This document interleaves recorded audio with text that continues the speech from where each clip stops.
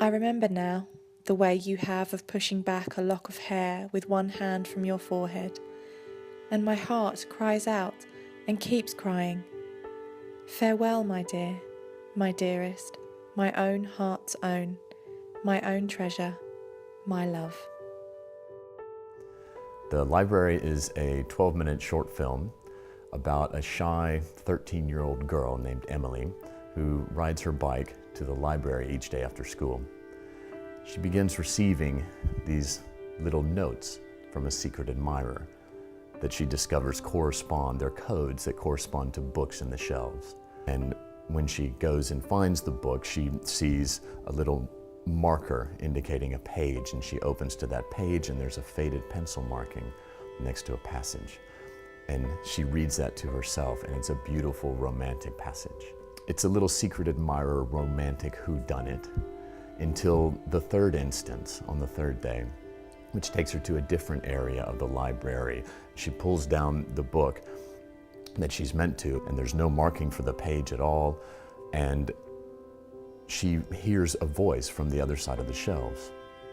And it's an older woman's voice, and as she listens, she realizes that woman is reading the passage that was indicated by the very first note.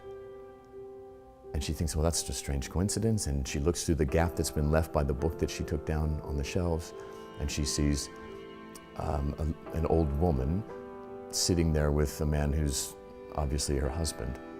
And she's saying, look, John, don't you remember 63 years ago, in this very library, you courted me with some of the world's most romantic language. Look, that's your pencil mark from when you were 15 years old.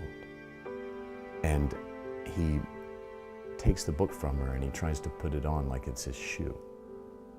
And we realize quite quickly that he's got advanced dementia and that she has been trying to recreate their courtship from so many years ago in the present. And in the process of trying to jog his memory, she catches Emily's eye and says, I would hope that any young girl with love in her heart would be as lucky as I was.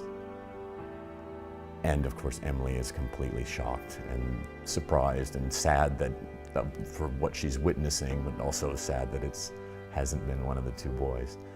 And the old couple leaves, and Emily then for the first time really engages and properly looks at one of the boys who smiles at her. And that's the end of the film. When I read this poetic, very touching, very beautiful love story, I was just really touched and moved, because this is something my family now go through every day, watching my gran lose grasp ever so slightly of the memories she once had. I firmly believe that it's the health crisis of the future. It's very important we educate ourselves. It's very important we become more aware. And that's why I love this little story and why I think it's so important to tell. As a young girl, I used to love going to my local library. It was a bit of a sanctuary for me. There was something about the smell, the hushed tones, the feel of the books in your hands that really made it feel like a good place to escape and spend some time. I think another one of the reasons this film spoke to me was from a very small cast of characters. The two leads are women.